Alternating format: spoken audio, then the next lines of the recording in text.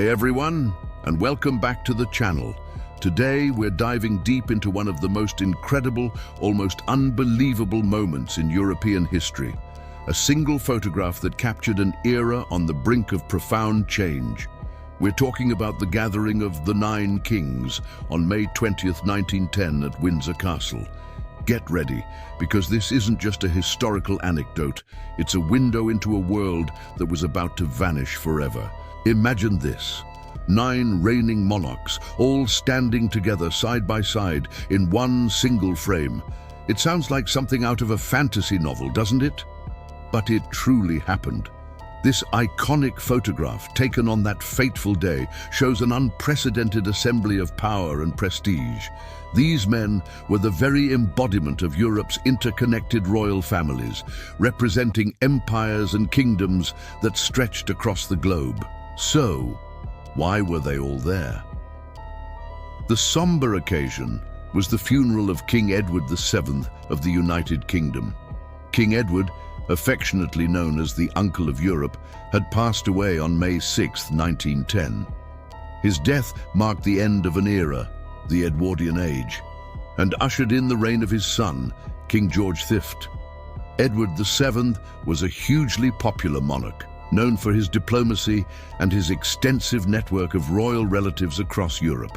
It was perhaps his immense personal connections that led to such an extraordinary gathering for his final farewell. Let's meet these 9 powerful figures, shall we? First up, right at the center, is the new British monarch, King George V.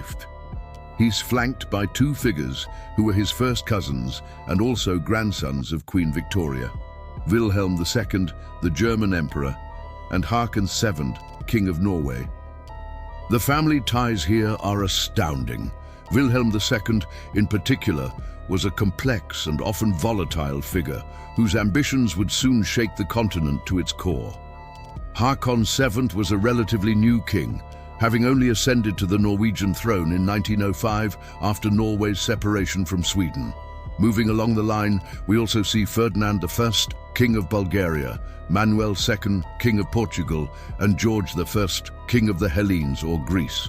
Manuel II was the last King of Portugal, his reign abruptly ending with the Republican Revolution just months after this photo was taken.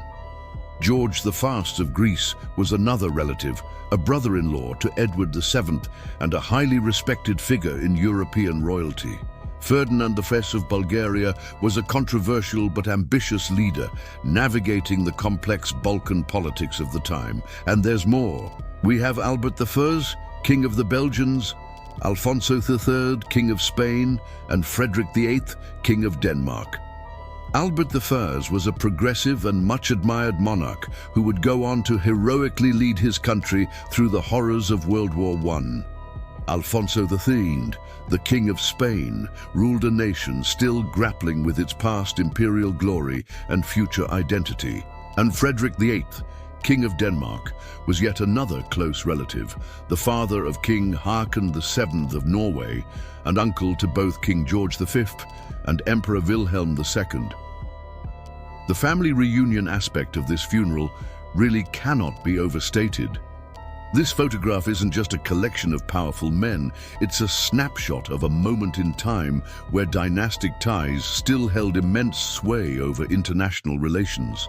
Many of these monarchs were first cousins, linked by their shared grandmother, Queen Victoria, who was quite literally the grandmother of Europe.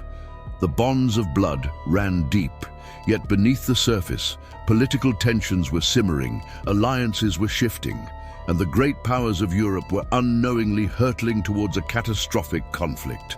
The sheer logistics of bringing together 9 heads of state, each with their retinues, security, and diplomatic protocols for a single event in 1910, without instant communication or modern travel, is mind-boggling. It speaks to the enormous respect and influence King Edward VII commanded that such an assembly was even possible. Windsor Castle, with its centuries of history, provided the perfect, albeit solemn, backdrop for this unparalleled meeting. What makes this image truly profound is its historical context. Just 4 years after this picture was taken, the world plunged into World War I.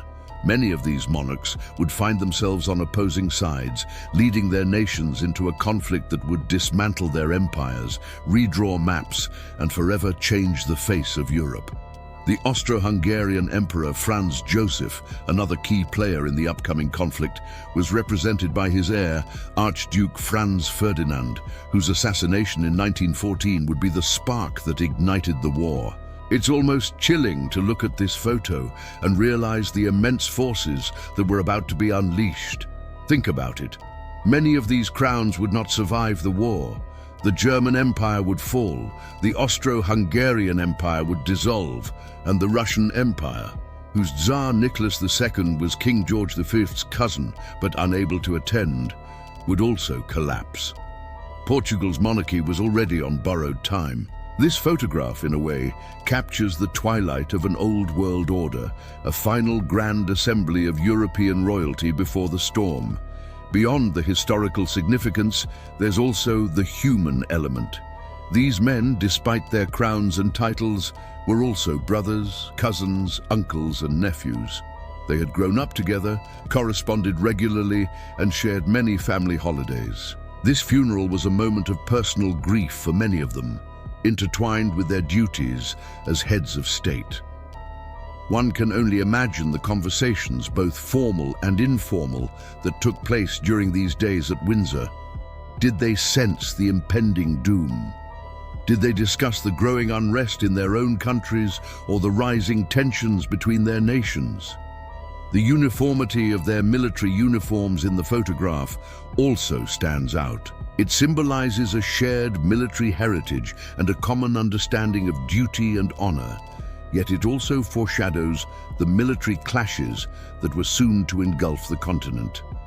Each uniform represents a nation, an army, and a people, all soon to be drawn into the most devastating conflict humanity had ever seen. This photograph truly is a historical artifact of immense value. It serves as a visual testament to a unique moment in history, a convergence of power, family, and fate. It's a reminder of how quickly the world can change and how empires, seemingly invincible, can crumble. It's a story of kings, cousins, and the catastrophic war that reshaped the modern world. So the next time you see this incredible image, remember the profound story it tells, not just of 9 kings, but of an entire era bidding its final, unwitting farewell. It's a powerful testament to the intertwined destinies of European royalty and the seismic shifts that were just around the corner.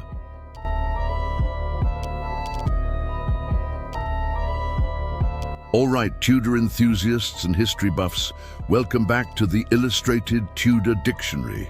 Today, we're diving deep into a topic that might make you squirm a little, but it's absolutely crucial for understanding this fascinating era: violence.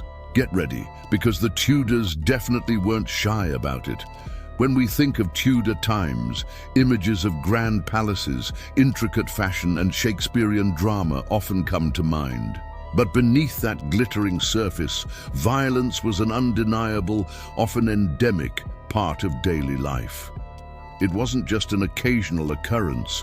It was woven into the fabric of society, from the highest levels of power to the humblest villages. And its most obvious, brutal companion: warfare. Imagine the sheer destruction around Boulogne in 1544. Henry VIII, known for his imposing figure, and even more imposing demands, promised safe conduct to the people of Boulogne if they surrendered. Sounds reasonable, right? A fair deal. But as soon as these folks were out of Henry's sight, marching towards what they hoped was safety, they were attacked and robbed. And who do you think was behind it? Probably their very own English escort. It's a chilling reminder that promises could be as fragile as parchment, and protection could turn into predation in an instant. The trust was broken, not by some enemy, but by those who were supposed to guarantee their safety. This wasn't an isolated incident. It was part of a larger, much harsher reality. But if Boulogne sounds bad, the savagery conducted in Ireland during the Tudor period was on an entirely different, horrific scale. The Munster Uprising from 1579 to 1583 offers a stark, devastating example. We're talking about scorched earth tactics, burning crops, destroying homes, leaving nothing behind, coupled with the deliberate murder of civilians. The numbers are truly staggering. In just 6 months of 1582 alone, an estimated 30,000 people died. Imagine that level of systematic destruction and loss of life. It's a stark, brutal chapter in Tudor history that often gets less attention than the courtly dramas, but it profoundly shaped the lives of countless individuals and entire communities. This wasn't just warfare, it was annihilation, designed to break the spirit and resistance of a people. Now let's bring it back home, to England itself. With no organized police force, as we understand it today, and a legal system that was, frankly, fractured and often arbitrary, it's no wonder that violence was incredibly common in everyday society. Think about it. If a murderer could walk free simply by quoting a line from the Bible, yes, that was a real thing known as benefit of clergy. What message did that send about justice? It meant that often, might made right, or at least rhetoric could sway the scales. This instability led to frequent outbreaks of social unrest. Riots were not just common, they were almost a regular feature of the landscape. People rioted against enclosures, where common land was seized and fenced off, robbing them of their livelihoods. They rioted against foreigners, fueled by xenophobia and economic anxieties. And perhaps most frequently, they rioted against food shortages, when hunger gnawed at their bellies and injustice felt unbearable. These weren't polite protests, they were often explosive, violent confrontations. Remember that iconic street brawl in Romeo and Juliet, the one between the Montagues and the Capulets?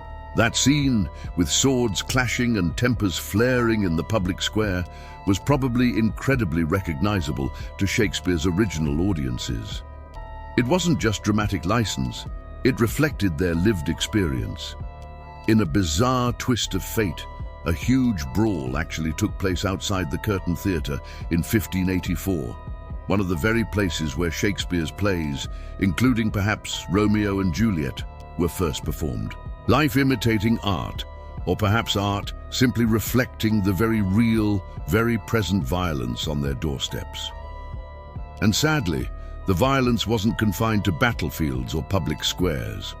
Domestic violence was, all too tragically, common and often considered acceptable. Wife-beating, for instance, was not only tolerated, but in some ways legally sanctioned within the household. The statistics are horrifying. A domestic homicide rate of 6.8 per million per year. To put that into perspective, nowadays that figure is around 0.0023. It's a stark, chilling difference. While modern medicine would undoubtedly save many of those victims today, in Tudor times, minor injuries could quickly become fatal due to infection or lack of proper care. It speaks volumes about the vulnerability of women and children in that era. The 1590s, in particular, stand out as an exceptionally violent decade. Why? A perfect storm of factors converged. Widespread food shortages led to desperation and hunger-fueled unrest. High unemployment meant idle hands and growing resentment, and adding fuel to the fire-trained soldiers were returning home from the brutal conflicts in Ireland and the Netherlands, bringing with them not only their fighting skills, but also the trauma and desensitization to violence that comes from prolonged warfare. They struggled to reintegrate into civilian life, and often their frustrations and training manifested in further aggression.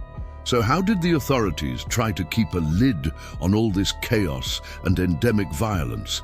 You guessed it, with even more violence.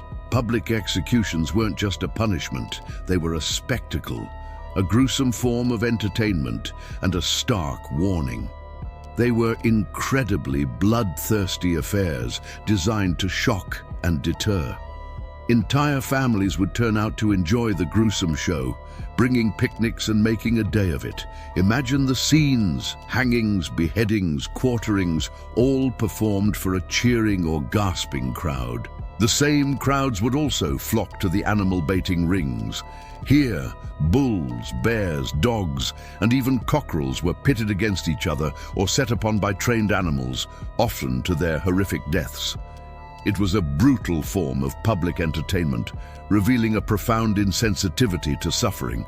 This constant exposure to violence, whether through public executions, street brawls, or animal baiting, must have had a profound psychological effect.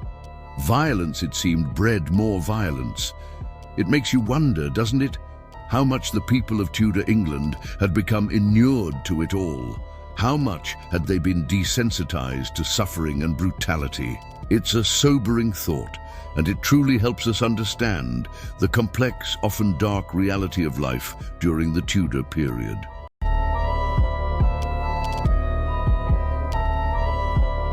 Picture this. 1904, the Russo-Japanese War is raging. The Russian Tsar makes a bold decision: send the entire Baltic fleet halfway around the world to the Pacific. This wasn't just any fleet. It was a colossal armada of over 40 warships, embarking on one of the most ambitious and, as it turns out, calamitous voyages in naval history. But this story isn't about their final battle with the Japanese. It's about a bizarre and tragic encounter that happened much, much closer to home, in the foggy waters of the North Sea. From the very beginning, the journey was steeped in paranoia. The Russian High Command was a mess of bad intelligence and wild rumors. They were convinced that Japanese agents were everywhere, even in Europe. The crews, many of them inexperienced conscripts, were on edge. The admirals were fed a steady diet of fantastical reports, including one claiming that Japanese torpedo boats, disguised as fishing trawlers, were lying in wait to ambush them off the coast of Denmark. So, as the fleet steamed out of the Baltic, every sailor was a nervous wreck, their fingers hovering over the triggers, ready to blast any phantom enemy out of the water. They navigated the narrow straits between Denmark and Sweden, expecting an attack at any moment. They braced for phantom minefields off the Danish coast. But nothing happened. The sea was calm, the passage uneventful. A sense of anticlimax, perhaps even relief, might have settled over the fleet as they entered the wide, open expanse of the North Sea. But the paranoia hadn't gone away. It was just simmering beneath the surface, waiting for a spark.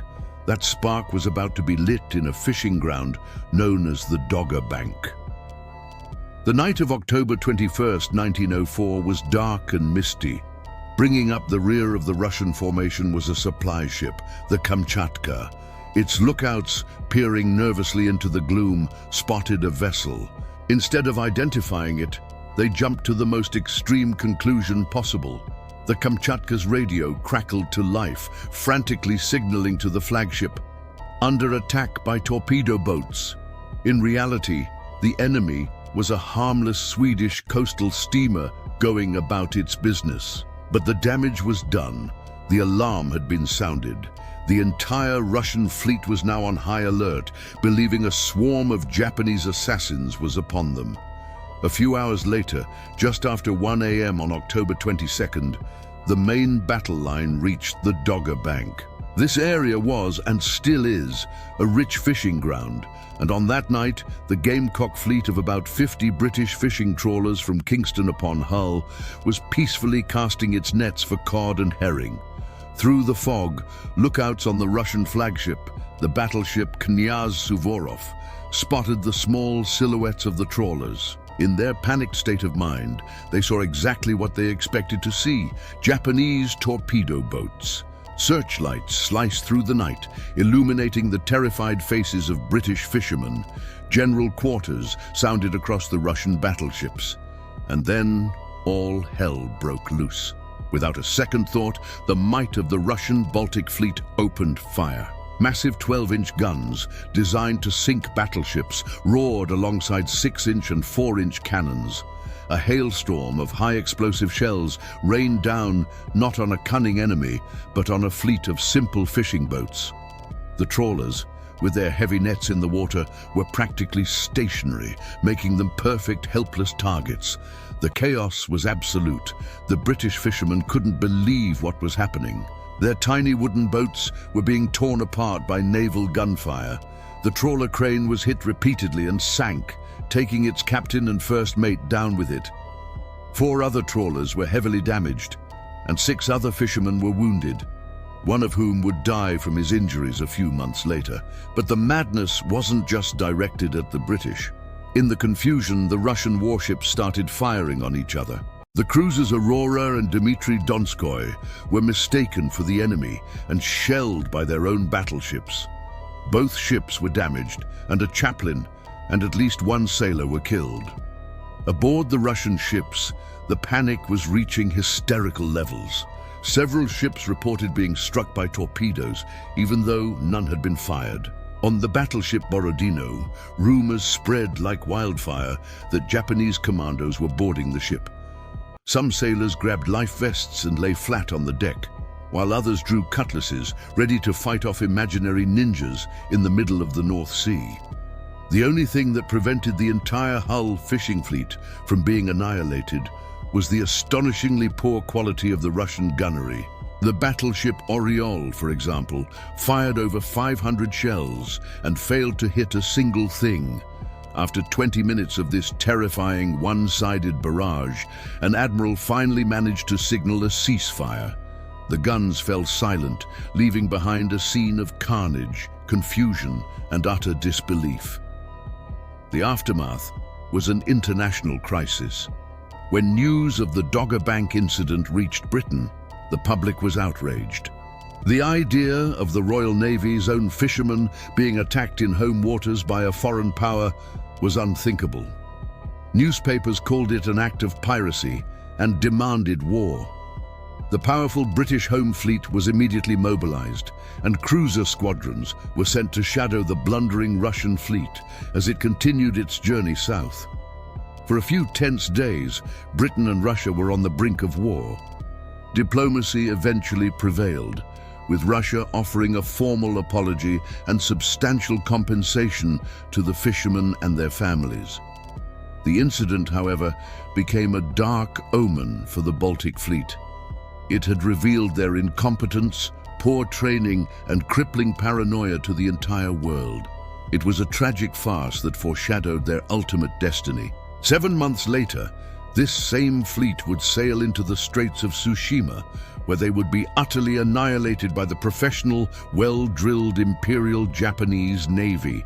The Battle of Dogger Bank was a bizarre prelude to that final disaster, a story of how fear and incompetence can turn fishermen into phantoms, and a naval voyage into a voyage of the damned. Thank you for watching.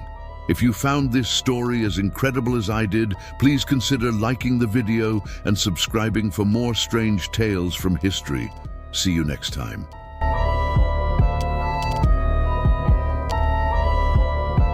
Imagine a small, quiet village nestled in the heart of the Welsh valleys. A place where everyone knows everyone, where children's laughter fills the streets, and where life is built around the rhythms of the local coal mine. This was Aberfan in 1966, a close-knit community, proud of its heritage, its people bound together by shared work, family, and a deep sense of belonging.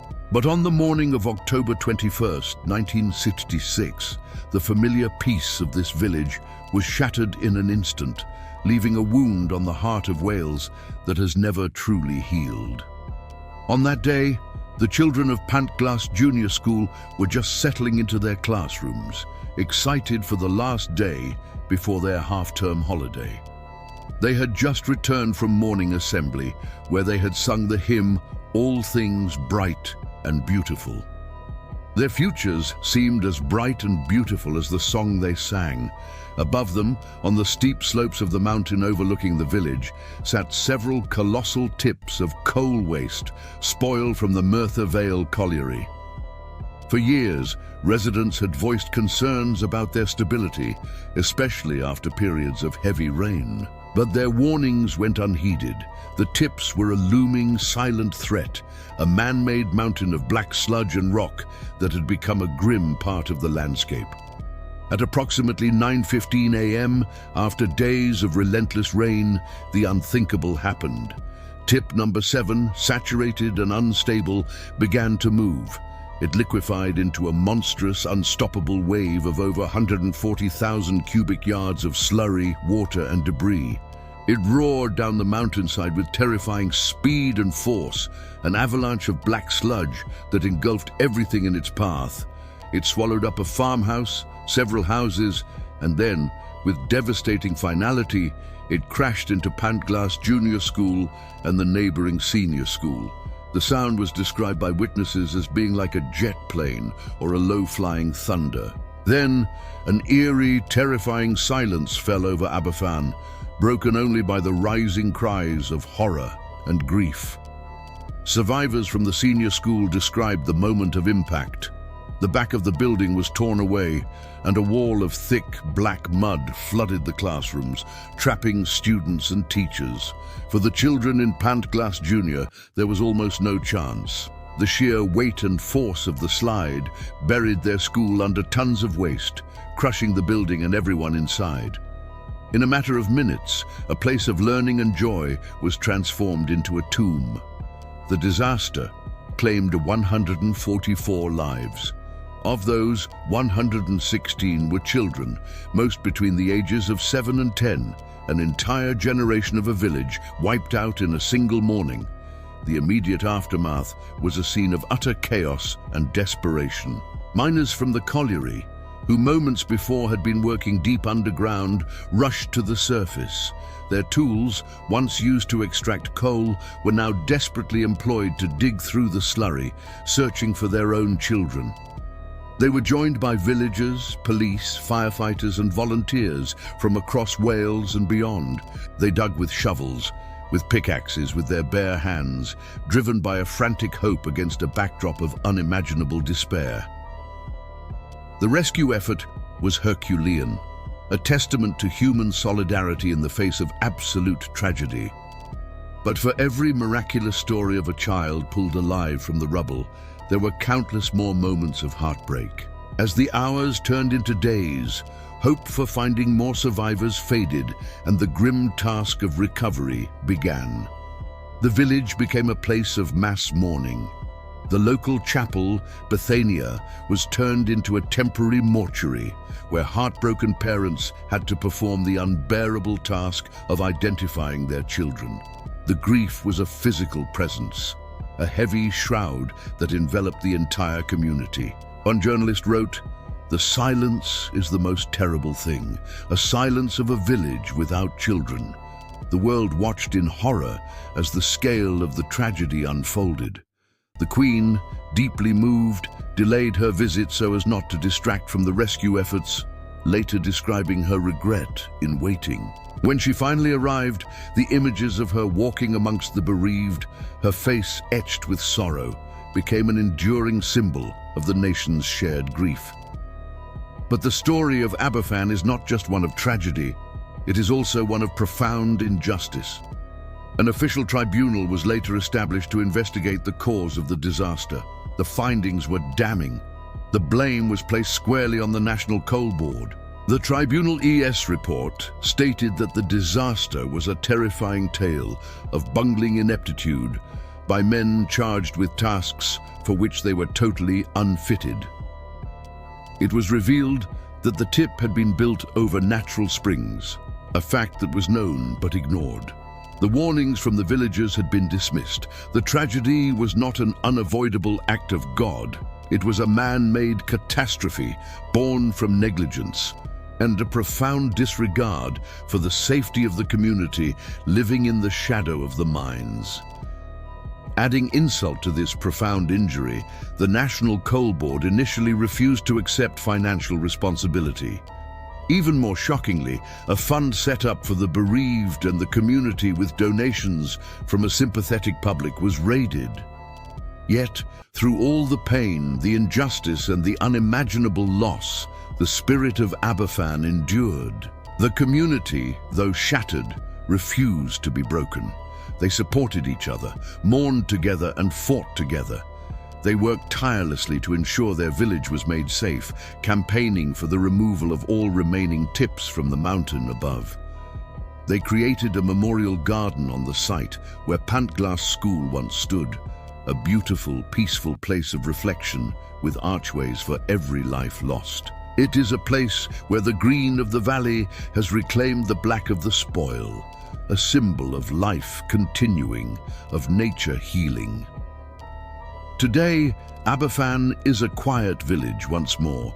The scars are still there, visible not just in the landscape, but in the memories of a generation. But it is also a place of incredible strength and resilience. The story of Aberfan is a vital part of Welsh history, a painful lesson that must never be forgotten. It's a reminder of the human cost of industry when safety is ignored, a story of a community's fight for accountability, and a powerful testament to the enduring power of love and unity in the face of the darkest of times. When we say, Cofiwch Aberfan, remember Aberfan, we remember the 116 children and 28 adults who lost their lives. We remember the grief of their families. And we remember the unbreakable spirit of a village that refused to let its heart be buried. We will always remember them.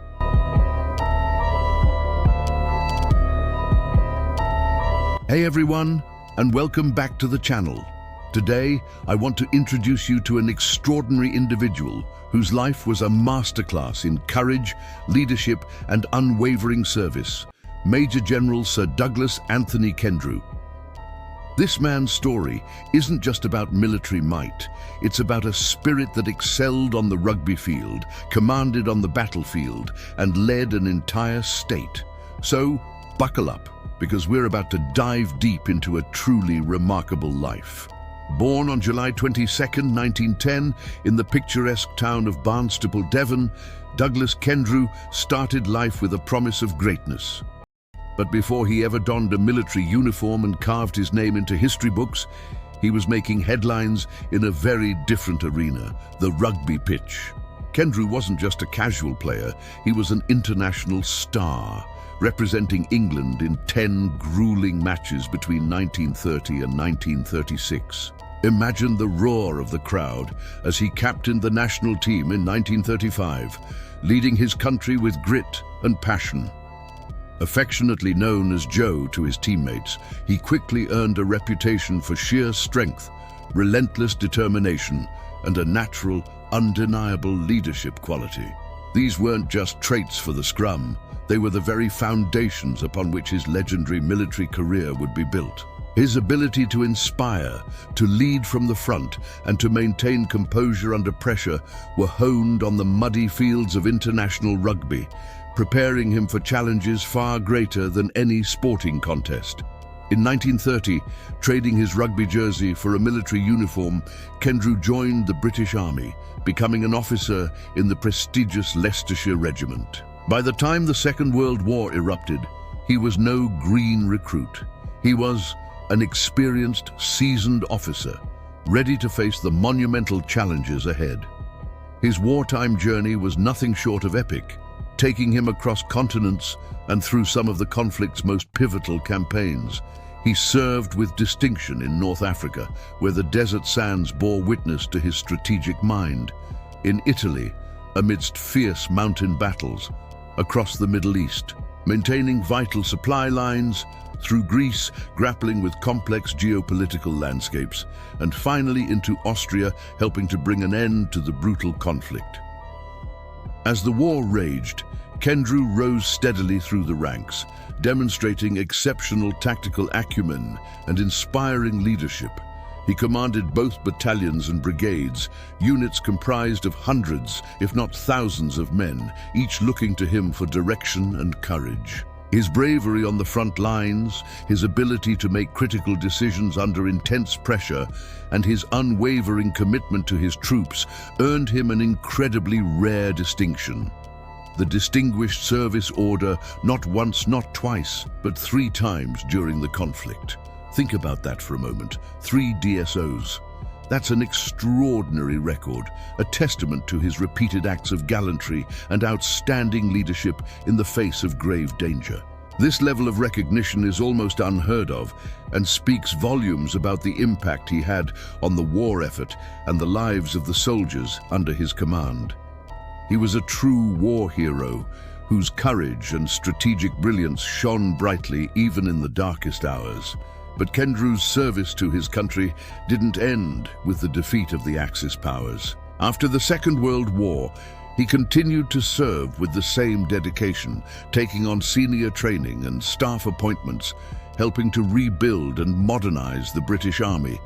His expertise and experience were invaluable in shaping the next generation of military leaders.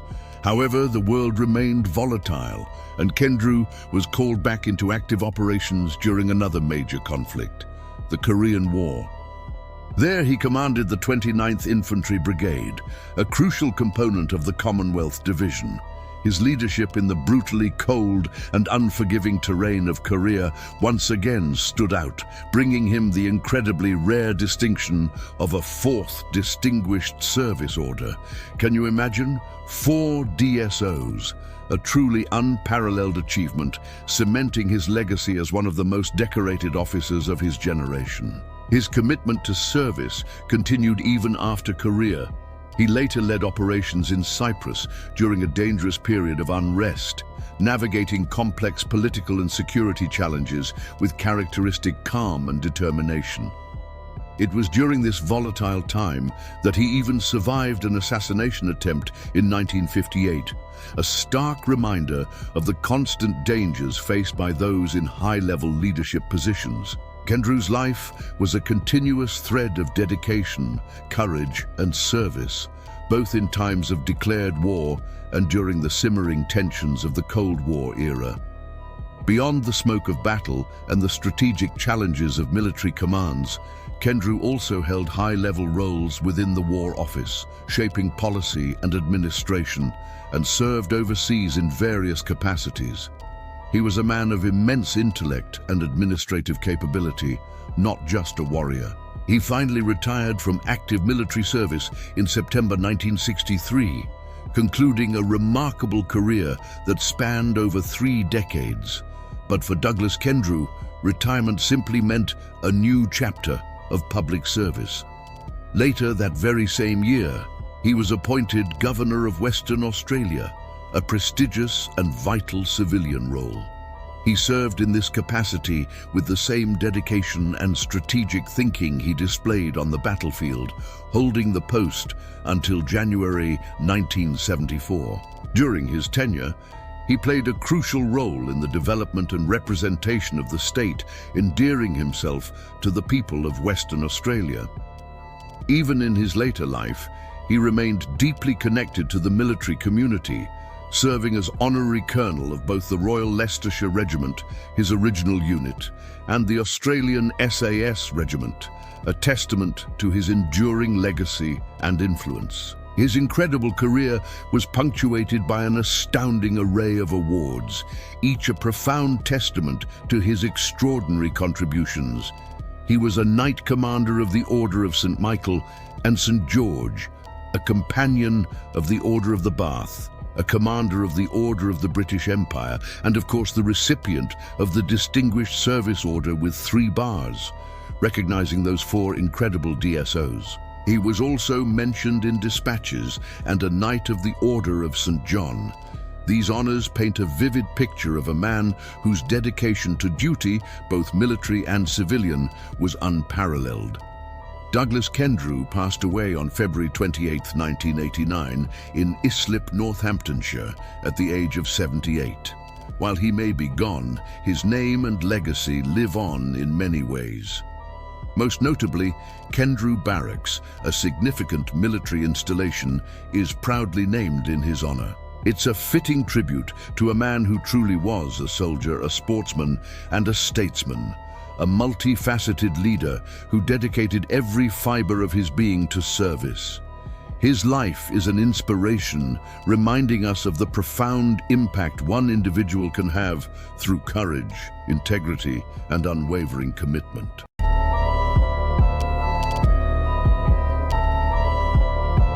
Get ready to sail back to October 21st, 1805, for an epic tale of cannons, courage, and sheer determination, the Battle of Trafalgar.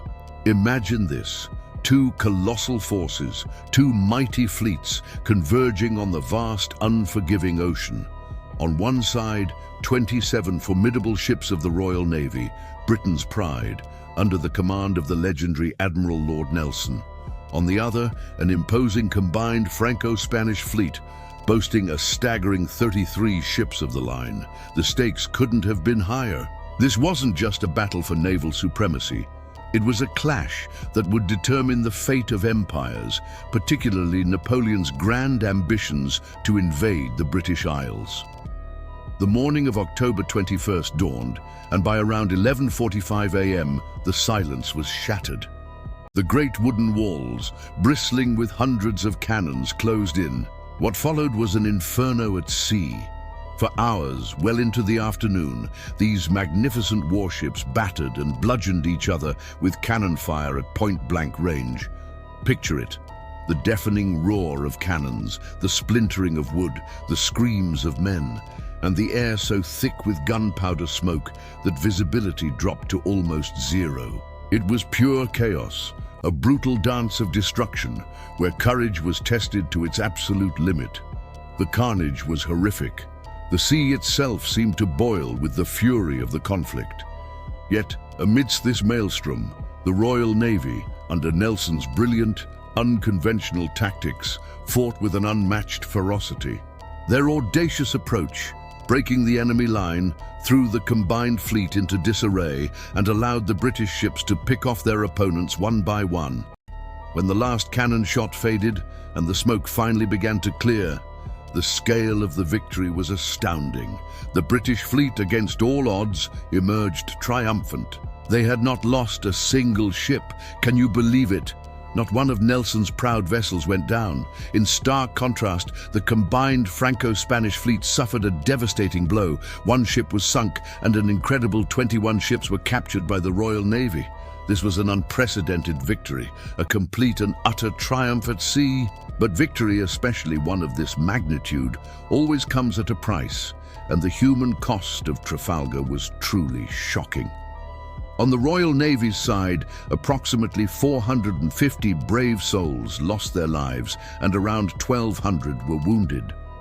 And among these casualties, one loss was felt most acutely, sending a wave of sorrow through the entire fleet and nation: Admiral Lord Nelson himself. Shot by a French sniper, the architect of this incredible victory, Britain's greatest naval hero, succumbed to his wounds, dying aboard his flagship, HMS Victory.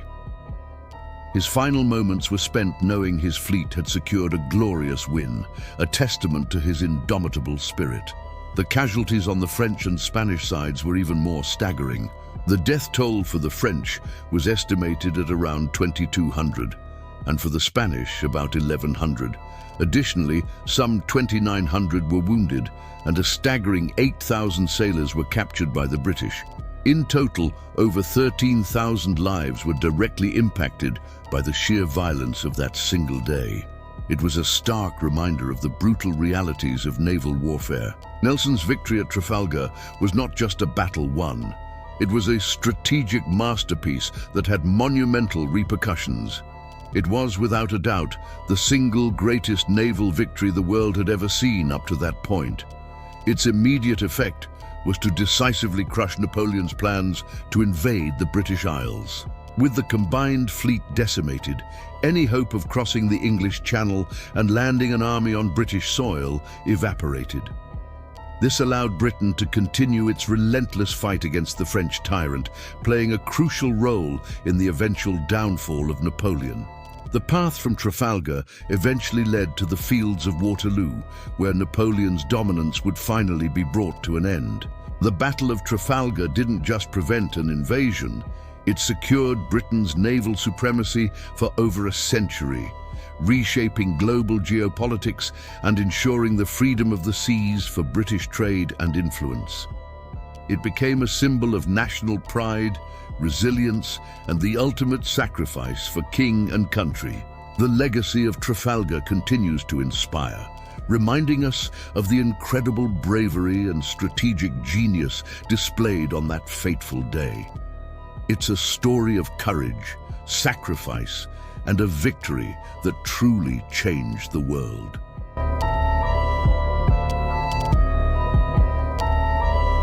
It is often said that a country only gives up sovereignty over its territory under two circumstances, either after a military defeat or in exchange for a vast sum of money.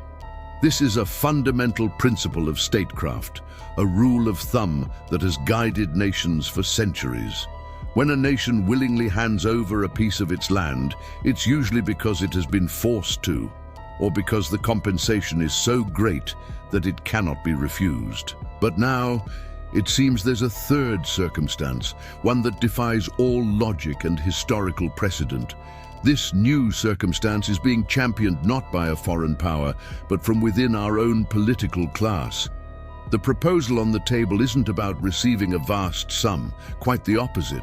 We're talking about paying for the privilege of giving away a strategically vital territory. Let's break down the figures that are being discussed. We're not just talking about a one-off payment. The suggestion is that the UK taxpayer would be on the hook for an estimated $101 million every single year. Let that sink in for a moment. Over a decade, that's over £1 billion. And what do we get in return for this staggering sum?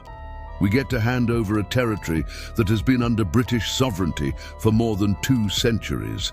This isn't some abstract debate about a distant piece of land. This has profound implications for our national security, our international standing, and our relationship with our most important ally, the United States. To understand why this is happening, we need to look back at the history of the Chagos Islands. The archipelago was uninhabited until the late 18th century, when the French established coconut plantations using enslaved people from Africa and India. After the Napoleonic Wars in 1814, France ceded the territory, including Mauritius and the Chagos Islands, to Britain under the Treaty of Paris. From that point on, it became part of the British Empire. For the next 150 years, life on the islands continued, centered around the copra industry. The population remained small, and the islands were administered as a dependency of Mauritius. The story takes a dramatic turn in the 1960s during the Cold War. The United States was looking for a strategic military base in the Indian Ocean to counter Soviet influence in the region. The Chagos Islands, specifically the largest atoll, Diego Garcia, were identified as the perfect location. Its position is unparalleled, equidistant from East Africa, the Middle East, and Southeast Asia. In 1965, Britain purchased the Chagos Archipelago from the then self-governing colony of Mauritius for $3 million. This led to the creation of the British Indian Ocean Territory, or BIOT. The following year, the UK and US signed an agreement leasing Diego Garcia to the United States for military purposes for 50 years, with an option for a 20-year extension. This base has since become one of the most critical overseas military installations for both the UK and the US. It has played a vital role in operations from the First Gulf War to the campaigns in Afghanistan and Iraq, and today it serves as a crucial watchpost in the Indo-Pacific. Now, we come to the most controversial part of this history, the resettlement of the Chagosians.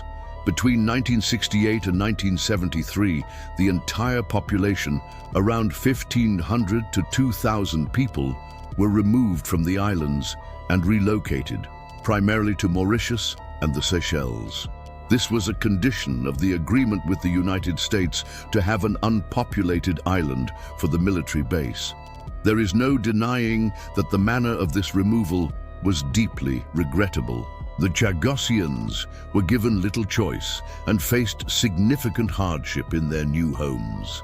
They were moved from a simple subsistence lifestyle to unfamiliar urban environments with inadequate support. This has been the source of decades of legal challenges and a powerful campaign for the right to return. It is a sad chapter in our history, and one for which the UK has rightly expressed regret and provided financial compensation. Several packages have been paid out over the years. However, resolving the historical wrong done to the Chagossians should not and must not mean surrendering British sovereignty over this strategically priceless territory. The two issues have been deliberately conflated by those with a political agenda. For years, Mauritius has laid claim to the islands, arguing they were illegally separated before it gained independence in 1968. They have pursued this claim through international bodies, gaining support at the UN General Assembly and a non-binding advisory opinion from the International Court of Justice. This brings us to the present day and the baffling position of our political establishment. Despite the historical context and the clear strategic importance of Diego Garcia, secret negotiations have been taking place to hand the islands over to Mauritius. Both Conservative and Labour leaderships seem to be sleepwalking towards a decision that would be a catastrophic act of national self-sabotage. Let's consider the consequences. Handing sovereignty to Mauritius would place the future of the Anglo-American base at Diego Garcia in their hands. Can we be certain that Mauritius, a nation with increasingly close ties to China, would honor the existing agreement? China has been actively expanding its influence across Africa and the Indian Ocean through its Belt and Road Initiative, often leveraging debt-trap diplomacy. Mauritius is already deeply indebted to China. Imagine a scenario where a future Mauritian government, under pressure from Beijing, decides to terminate the lease or demand exorbitant fees. The West would lose its most important military outpost in the Indian Ocean.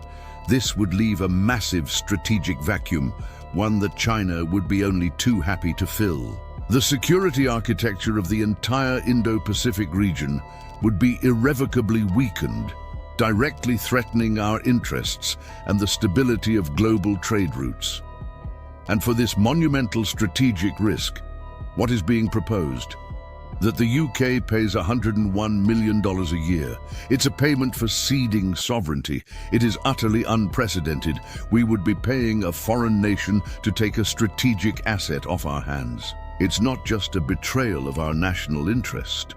It's a betrayal of our closest ally, the United States, who rely on the stability and security that British sovereignty provides. The argument is often made that this is about correcting a historic wrong. But let's be clear, the issue of Chagossian resettlement can be addressed without surrendering sovereignty. We can and should do more to support the Chagossian community. A new, generous compensation package, support for resettlement on the outer islands if feasible, and offering full British citizenship are all options that could be pursued. This would be a moral and just solution. But handing the keys to our national security to another country and paying them for the privilege is not the answer. It is a failure of statecraft of the highest order. It shows a profound lack of understanding of geopolitics and a disregard for the long-term security of the British people. This isn't a partisan issue. The weakness seems to be present across the political spectrum. It's a failure of the ruling class, a managed decline that they seem all too willing to accept. They are failing in their most basic duty, to protect the realm and its strategic interests. We, the public, need to make our voices heard. We need to tell our elected representatives that giving away the Chagos Islands is not acceptable. It's a red line. We cannot allow a vital strategic asset to be traded away for political expediency. Wrapped in the language of post-colonial guilt, the security of our nation and the stability of the free world are at stake. This is a moment where we must choose between strategic foresight and managed decline. Let's make sure our leaders make the right choice.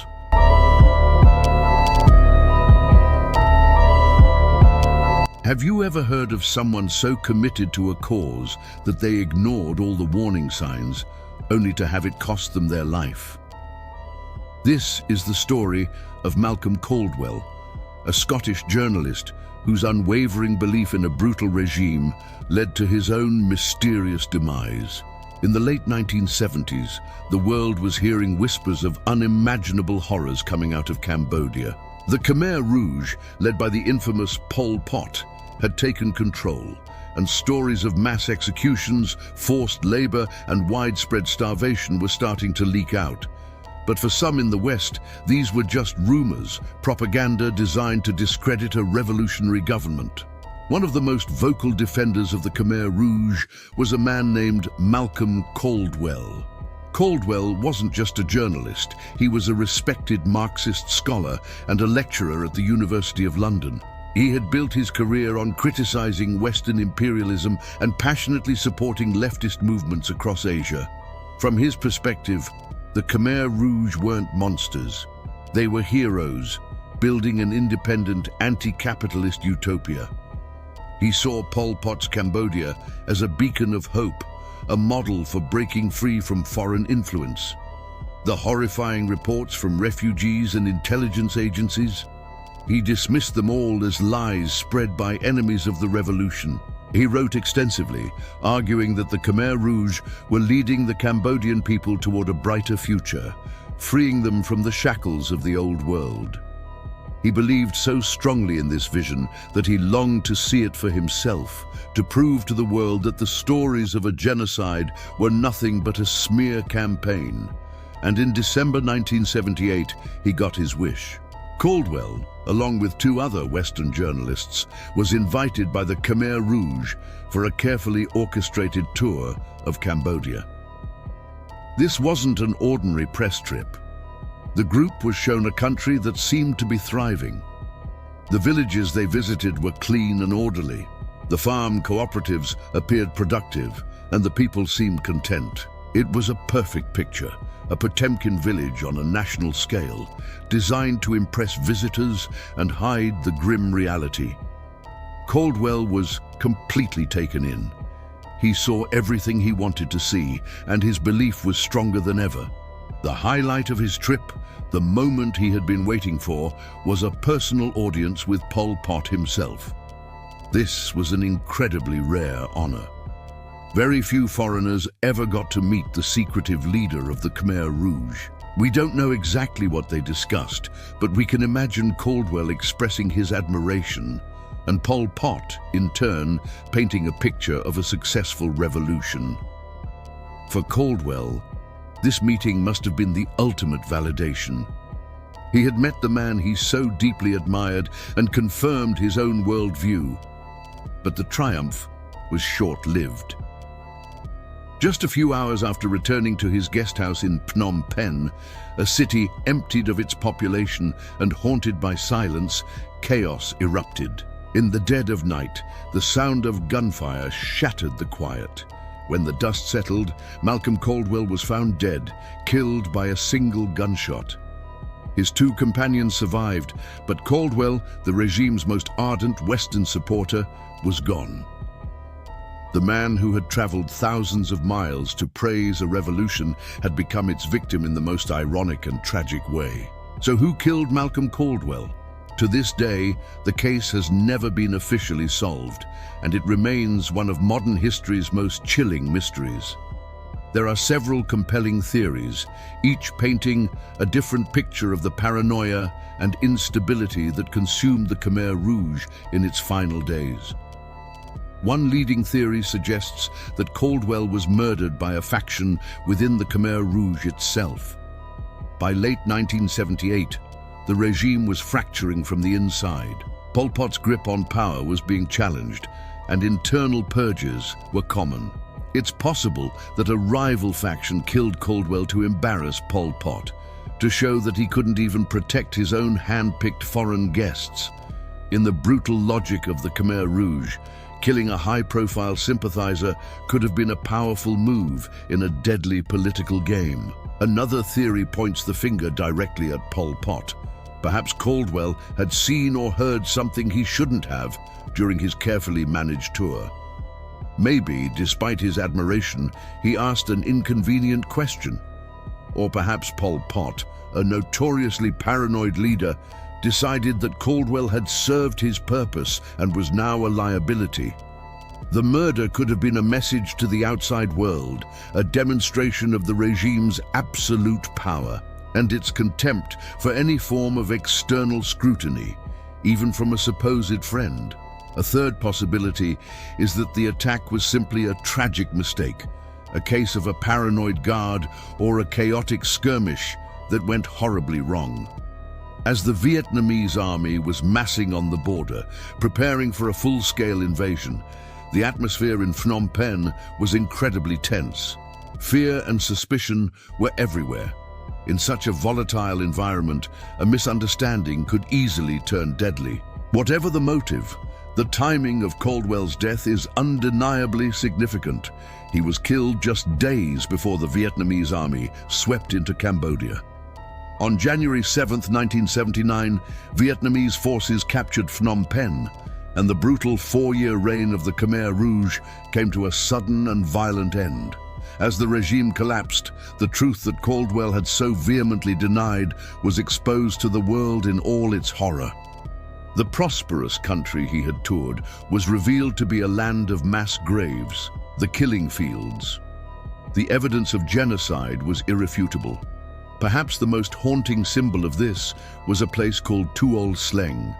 It was a former high school in the heart of Phnom Penh that the Khmer Rouge had transformed into a torture and execution center, codenamed S21. Here, more than 14,000 men, women, and children were systematically interrogated, brutalized, and murdered. When the Vietnamese soldiers entered Tuol Sleng, they found the bodies of the last victims, still chained to their beds.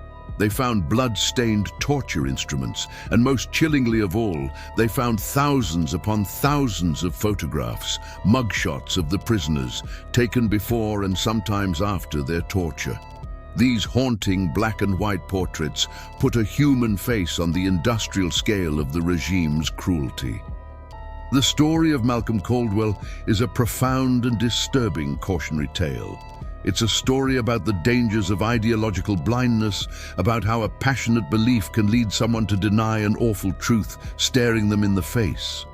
Caldwell wasn't a monster. He was an idealist who believed he was on the right side of history. But his idealism blinded him to the suffering of millions and ultimately led him into the heart of the very darkness he refused to see. His death serves as a tragic footnote to one of the 20th century's darkest chapters, a reminder that good intentions can have devastating consequences when they are not guided by a clear-eyed view of reality. What do you think happened to him? Was it an inside job, a direct order from Pol Pot, or just a tragic accident?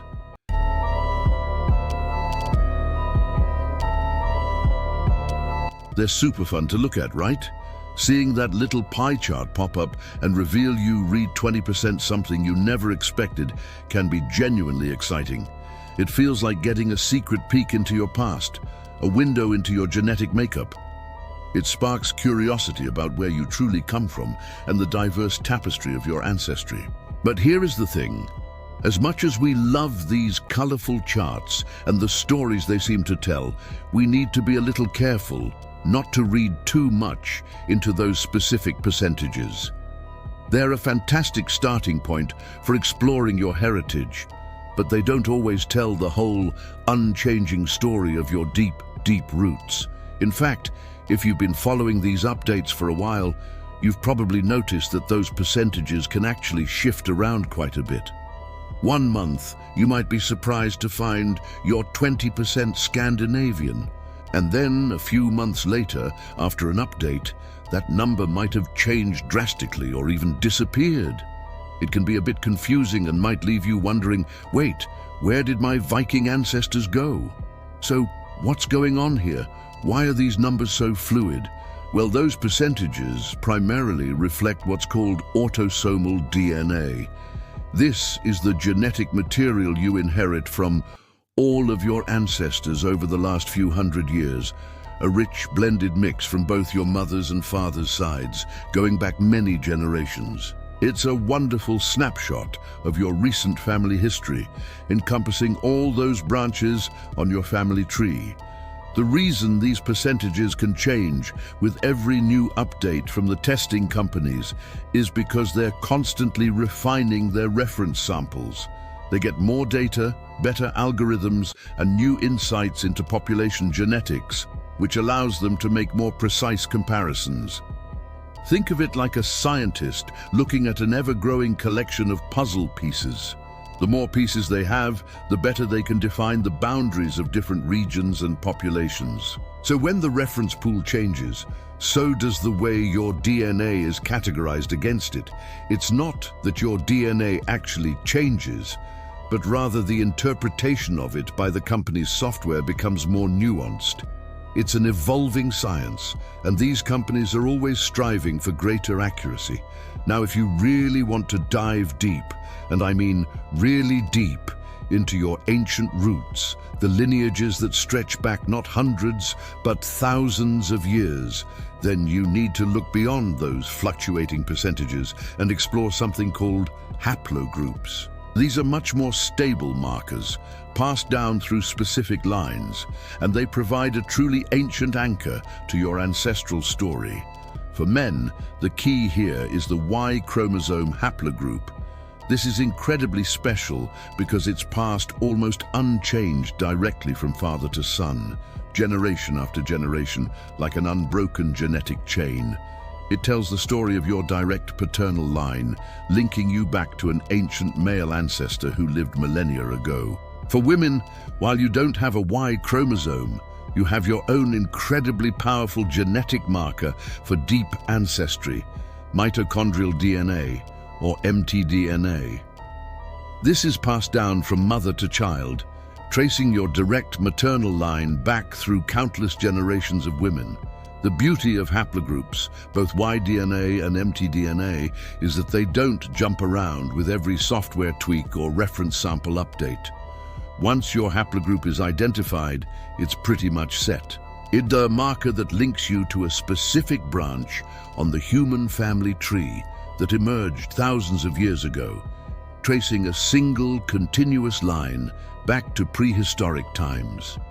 Let's take England and the UK as a fascinating example, because it's a place with a truly rich and layered genetic history. When we look at the key Y-DNA haplogroups found there, we can literally see the echoes of historical migrations and ancient peoples. One of the most prominent is R1b-L21. This haplogroup is a major branch of R1b, which is widespread across Western Europe. Specifically, R1b-L21 is strongly associated with the Beaker folk, a culture that arrived in Britain around 2500 BCE during the Bronze Age. These weren't just a few people. Archaeological and genetic evidence suggests they largely replaced the earlier Neolithic populations in Britain. So, if you carry R1b-L21, you're likely a descendant of those powerful Bronze Age migrants who shaped the very foundations of what would become the Britons, the people the Romans later encountered when they arrived on the island. It's a direct link to a time before written history, when grand monuments like Stonehenge were being constructed. Then we have R1b-U106, another significant branch of R1b, but with a different story. This is considered the Germanic branch, and it came to Britain with later waves of migration.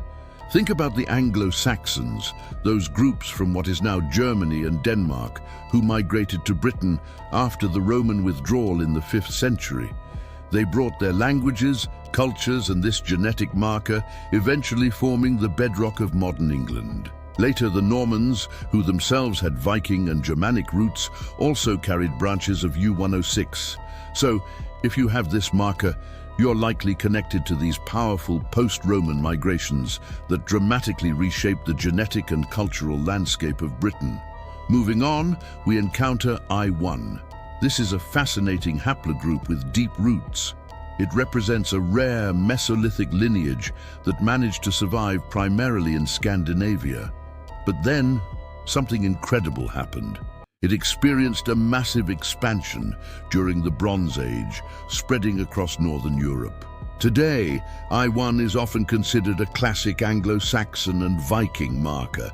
So if you carry I1, you have a direct connection to those adventurous seafarers and settlers from Scandinavia who played such a significant role in British history, leaving their mark on everything from place names to legal systems. It's a testament to the enduring legacy of these northern peoples. We also find R1A, though in smaller proportions compared to R1B and I1 in Britain. R1A is strongly associated with ancient migrations from Eastern Europe and Central Asia, but its presence in Britain is largely attributed to later Viking and Saxon migrations. Some Viking groups, particularly those from Norway and Denmark, carried R1A, bringing it to Britain during their raids and settlements. So even though it's less common, R1A still tells a story of these dynamic movements across the continent.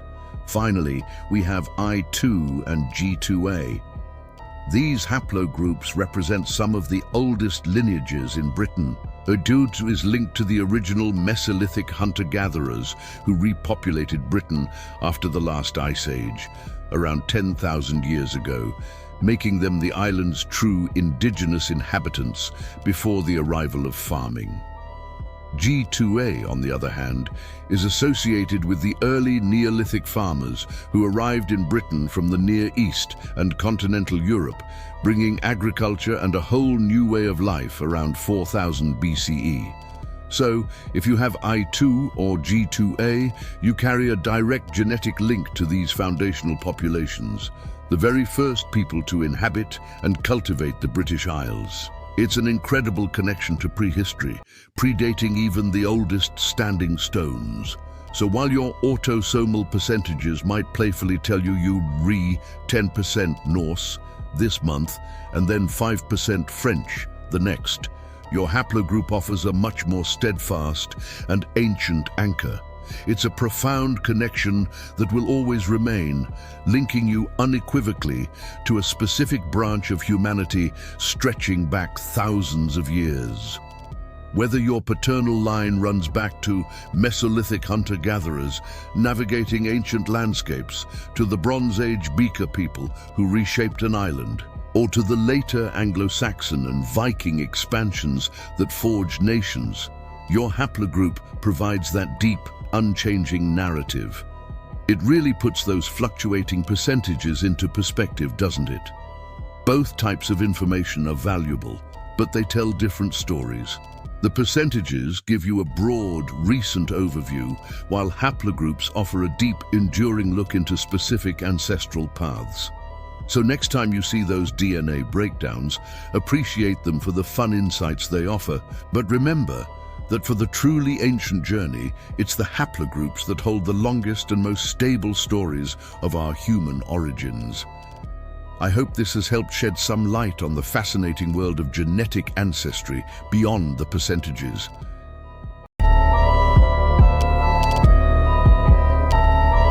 Today is the 21st of October, and for those of you who are history buffs, you'll know this day holds a special significance. It's Trafalgar Day. It was on this very day, back in 1805, that one of the most decisive naval battles in history was fought. Picture the scene, the vast expanse of the Atlantic Ocean, just off Cape Trafalgar on the coast of Spain. The stakes couldn't have been higher. This was a critical moment in the Napoleonic Wars, a sprawling conflict that had engulfed Europe. Napoleon Bonaparte had ambitions to invade Britain. To do that, he needed control of the seas. He assembled a formidable combined fleet of French and Spanish ships, a force designed to crush the British Royal Navy and clear the path for his invasion force. On the other side stood the Royal Navy, Britain's wooden walls, the nation's primary defense against invasion. The fate of Britain, and arguably the future of Europe, rested on the shoulders of the sailors and their commanders on this day. It was a classic David versus Goliath story, but with towering ships of the line instead of slings and stones. The British fleet was commanded by a man who was already a living legend, Vice Admiral Lord Horatio Nelson.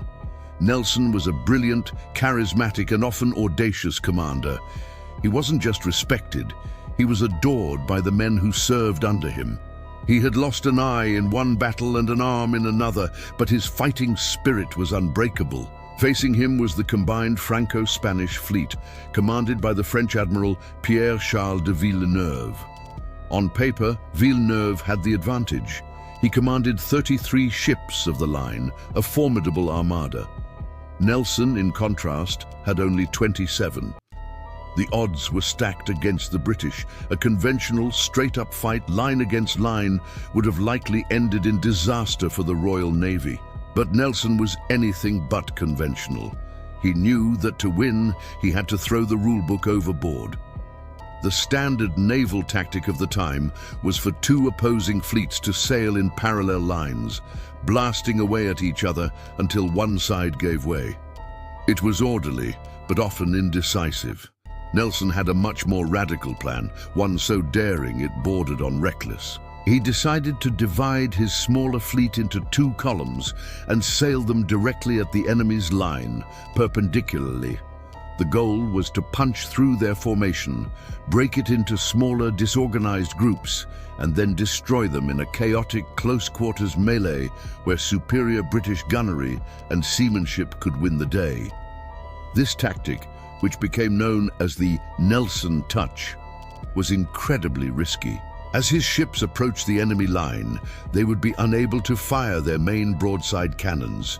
Meanwhile, the bows of his leading ships would be exposed to the full, raking broadsides of the French and Spanish vessels. It was a terrifying gamble. The lead ships, including Nelson's own flagship, HMS Victory, would have to endure a storm of cannon fire before they could bring their own guns to bear. But Nelson had absolute faith in his captains and his crews. Before the battle, he signaled a now famous message to the fleet. England expects that every man will do his duty. It was a message that electrified every sailor and steeled their resolve for the fight ahead. As the battle commenced, Nelson's audacious plan worked to perfection. The two British columns, led by Nelson in HMS Victory and his second-in-command, Admiral Collingwood, in HMS Royal Sovereign, smashed into the Franco-Spanish line. The enemy formation shattered.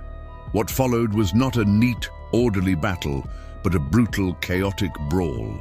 British ships engaged the enemy at point-blank range, their cannons roaring, unleashing devastating broadsides that tore through the wooden hulls of the French and Spanish vessels. The training and discipline of the Royal Navy crews paid off. They could fire faster and more accurately than their opponents, and in the close quarters combat Nelson had engineered, this advantage was decisive. Ship after ship of the Allied fleet was either captured or destroyed. The fighting was ferocious. On the deck of HMS Victory, Nelson was in the thick of it, directing the battle. But at the height of his triumph, tragedy struck. Around 1 o'clock in the afternoon, a French sharpshooter positioned in the rigging of the French ship Redoutable took aim. A musket ball struck Nelson in the shoulder, passed through his lung, and lodged in his spine. He was carried below deck to the cockpit, mortally wounded. Even as he lay dying, his concern was for the battle. He repeatedly asked for updates, his strategic mind working until the very end. By late afternoon, the battle was over. It was an overwhelming, almost unbelievable victory for the British. Not a single British ship was lost. In contrast, the Franco-Spanish fleet was annihilated. 22 of their ships were captured or destroyed. The commander of the enemy fleet, Admiral Villeneuve, was captured along with his ship, the Bucentaure. It was one of the most one-sided victories in the history of naval warfare. The threat of a French invasion of Britain was permanently ended. Britain's command of the seas was secured for the next century, a crucial factor in the eventual downfall of Napoleon and the rise of the British Empire. But the triumph was bittersweet. Aboard HMS Victory, as the cheers of victory echoed across the water, Lord Nelson succumbed to his wound. His last words were reportedly, "Thank God I have done my duty." The nation's greatest naval hero was dead. The news of the Victory and Nelson's death reached London simultaneously, sparking a wave of both celebration and national mourning. Britain had been saved, but at a terrible cost. Nelson's body needed to be brought home for a state funeral, and the story of how they preserved his body for the long journey back from Trafalgar is a fascinating, if slightly grim, tale in its own right. We'll actually be diving into that peculiar story in a few days, so make sure you're subscribed for that. The legacy of Trafalgar is immense. It cemented the Royal Navy's dominance and shaped the course of the 19th century. Nelson was immortalized as one of Britain's greatest heroes. His statue stands proudly atop Nelson's Column in London's Trafalgar Square, a permanent monument to the man and the victory. The battle is a testament to bold leadership, innovative strategy, and the courage of the thousands of sailors who fought that day. It's a reminder that sometimes the greatest victories are won by those who dare to defy convention and take monumental risks.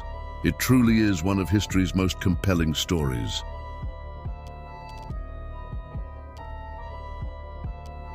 Today, we're journeying back in time to a night of near-catastrophic loss for British history.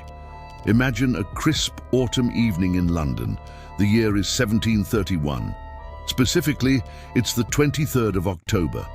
In the heart of Westminster, nestled near the Grand Abbey, stands a magnificent 17th century building, Ashburnham House. But on this night, this elegant house would become the scene of a devastating fire, a blaze that threatened to wipe out centuries of irreplaceable knowledge. Ashburnham House wasn't just any stately home. At that time, it housed one of the most important collections of manuscripts in the world, the Cotton Library. This wasn't just a collection of old books. It was a treasure trove assembled by Sir Robert Cotton, containing priceless documents that charted the course of English history and literature. Think of it as the national archive of its day, holding the very DNA of the nation's story. And on that fateful October night, this entire library was in peril. The fire broke out and chaos erupted. Flames licked at the walls and thick smoke filled the corridors. The precious manuscripts, many of them unique, one-of-a-kind documents, were trapped inside. The thought of what could have been lost is staggering.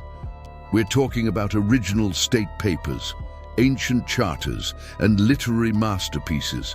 The potential loss was not just of paper and ink, but of our direct connection to the past. In the midst of this inferno, a scene of frantic, desperate heroism unfolded. Picture this. Scholars, librarians, even the Speaker of the House of Commons, Arthur Onslow, leaping into action. They weren't firefighters, but they understood the immense value of what was at stake. Legend has it that the keeper of the library, Dr. Bentley, was seen escaping the burning building in his nightgown, clutching the priceless Codex Alexandrinus, a 5th century Greek manuscript of the Bible, under his arm. This wasn't just about saving property, it was about saving a legacy. They worked tirelessly, throwing books and manuscripts out of the windows to save them from the encroaching flames. It was a chaotic, last-ditch effort. They had to make split-second decisions about what to grab, what to leave. The air was thick with the smell of burning history, the acrid smoke of centuries-old vellum and paper turning to ash. It must have been a truly terrifying and heartbreaking sight.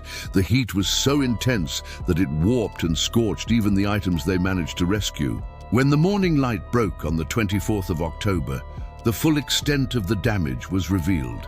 The scene was one of devastation. Ashburnham House was severely damaged. But what about the library? Miraculously, a significant portion had been saved thanks to the bravery of those present. However, the losses were still immense. Out of 958 priceless manuscripts, 114 were completely destroyed, incinerated into oblivion, their contents lost forever. Another 98 were severely damaged by the fire and the water used to fight it. So what exactly was at risk? What treasures did we come so close to losing forever? Among the collection were 2 of the 4 surviving original copies of the Magna Carta from the year 1215. Can you imagine? This foundational document of law and liberty, the very symbol of freedom from tyranny, was singed and shrunken by the intense heat.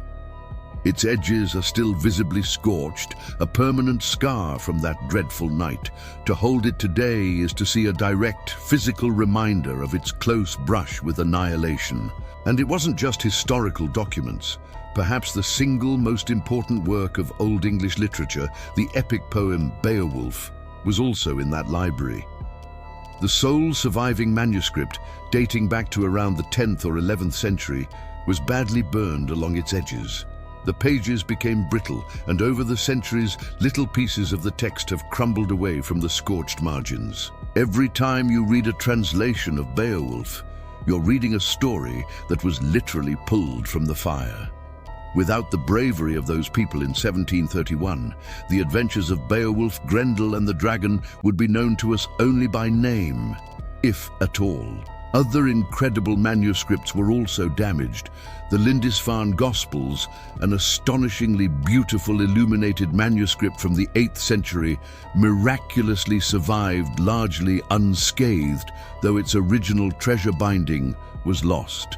The Anglo-Saxon Chronicle, our primary source for the early history of England, also survived. The list goes on and on. Each item tells a story, not only of its creation, but also of its dramatic survival. The fire at Ashburnham House became a part of their history, a violent chapter in the life of these objects. The aftermath of the fire was a wake-up call. It highlighted the incredible vulnerability of this national treasure.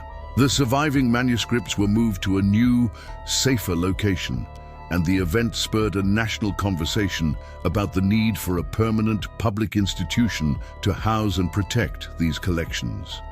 The damaged books underwent painstaking conservation efforts, a process that continues even today with modern technology.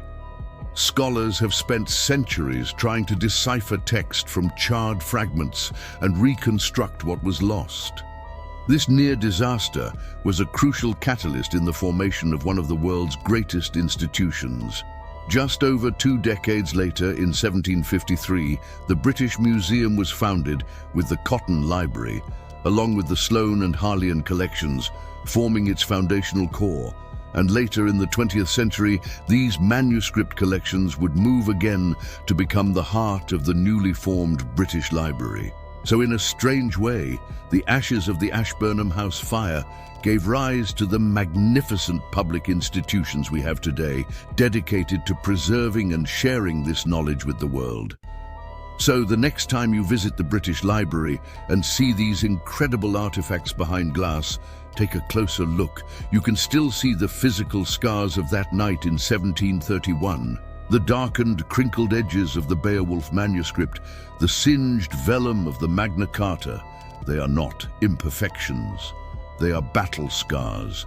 They are a testament to the fire, the frantic rescue, and the enduring power of these stories to survive against all odds. They remind us how fragile our connection to the past is, and how grateful we should be to those who, on a cold October night nearly 300 years ago, risked everything to save it.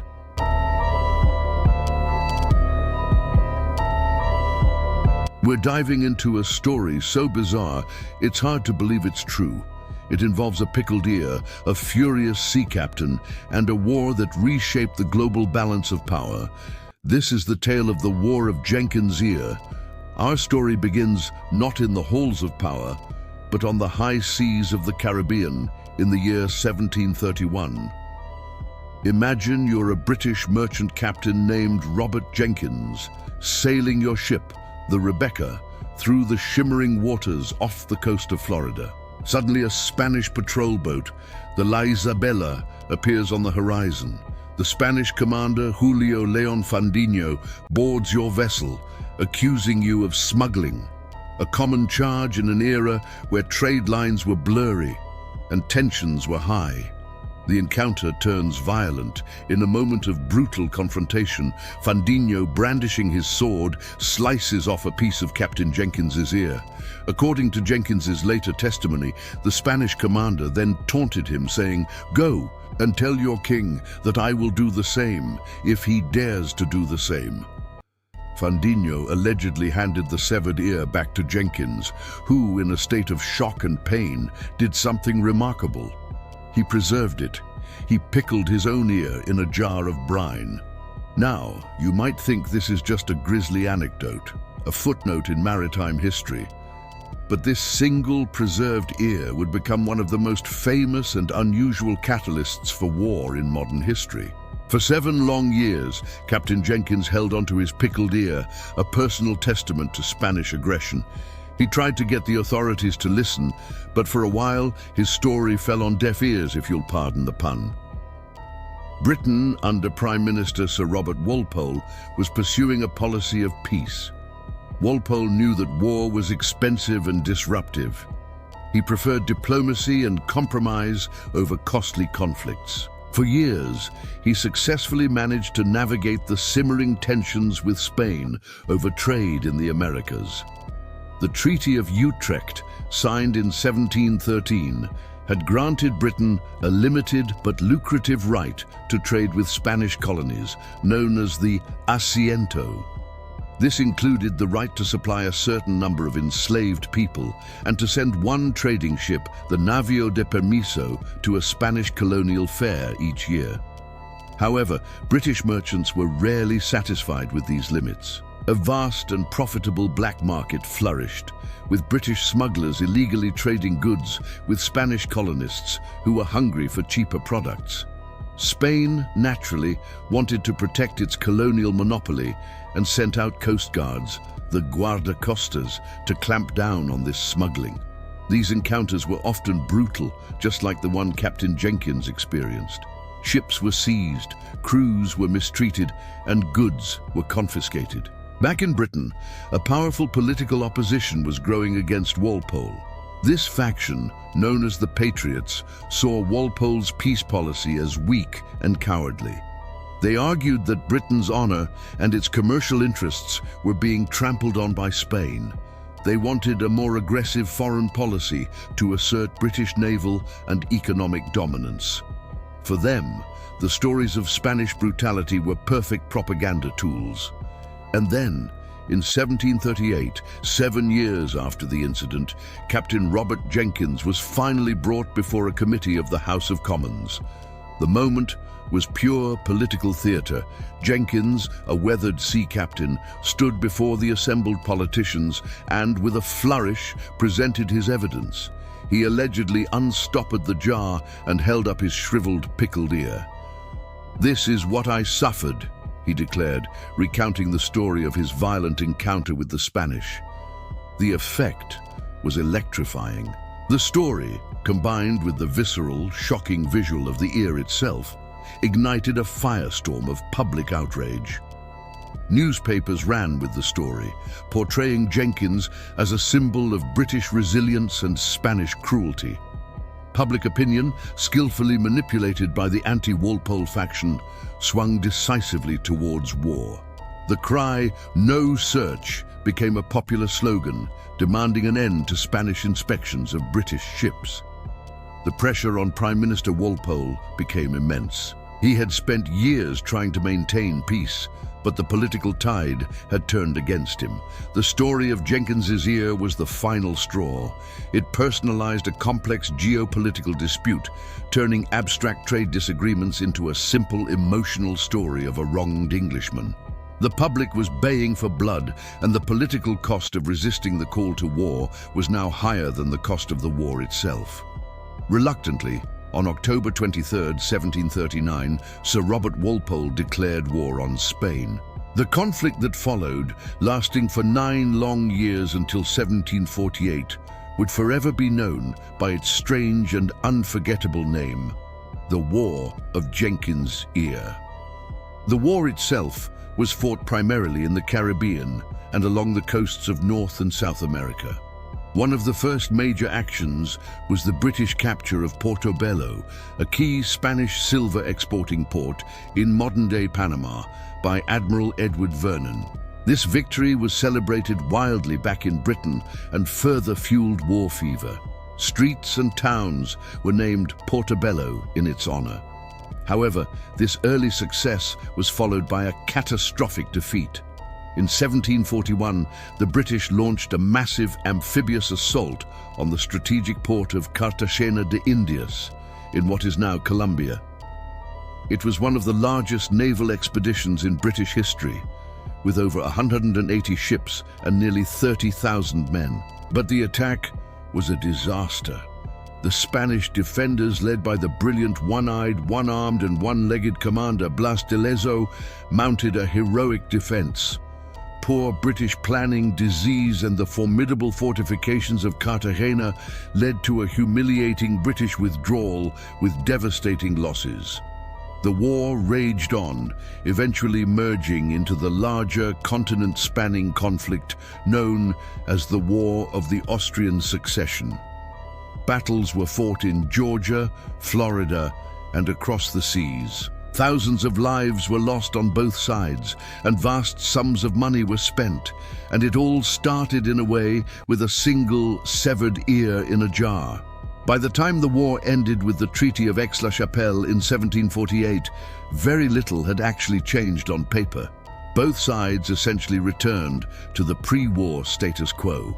The fundamental trade disputes that had caused the war were left unresolved. From that perspective, the war seemed pointless, a costly and bloody affair that achieved nothing. But its legacy was profound. The war marked a shift in British politics, leading to the downfall of the long-serving peacetime Prime Minister, Robert Walpole. It also solidified Britain's focus on its navy and its colonial empire as the cornerstones of its national power. The public's emotional investment in the war, sparked by Jenkins's ear, showed how powerful public opinion and the press were becoming in shaping foreign policy. And what became of Captain Robert Jenkins? His fate is somewhat murky. Some records suggest he was later given command of another ship and continued his career, while others say he died in obscurity. But his name, and more importantly, his ear, are immortalized in the annals of history, a strange and powerful symbol of how personal grievances, political opportunism, and national pride can collide to plunge nations into conflict. So, the next time you hear a strange story, remember the War of Jenkins' Ear. It's a powerful reminder that sometimes the biggest events in history can be triggered by the smallest, most personal, and most bizarre of incidents. A pickled ear launched a war that changed the world.